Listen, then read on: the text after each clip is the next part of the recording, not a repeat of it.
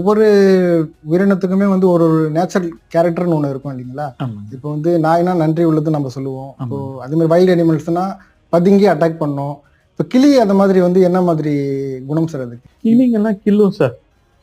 அதனால தமிழ்ல கிள்ளி தான் கில்லும். கில்லுனா அது வாயால, அது கையாலாம் கில்லாது, வாயை வச்சு பழத்து சாப்பிட்ற மாதிரி கடவுள் அதுக்கு அமைப்பு கொடுத்துருக்காரு.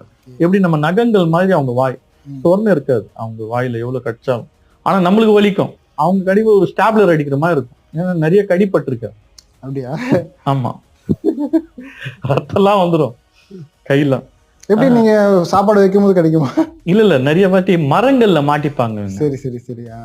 மரங்கள்ல காத்தாடி நூல்ல, இந்த கைட் நூல்ல மாட்டிப்பாங்க. அவங்கள காப்பாத்தும் போகும்போது நம்மள அவங்க கடிச்சிடுவாங்க. ஏதோ நான் அவங்கள பிடிக்க வந்திருக்கேன்னு நினைச்சுன்னு கடிப்பாங்க.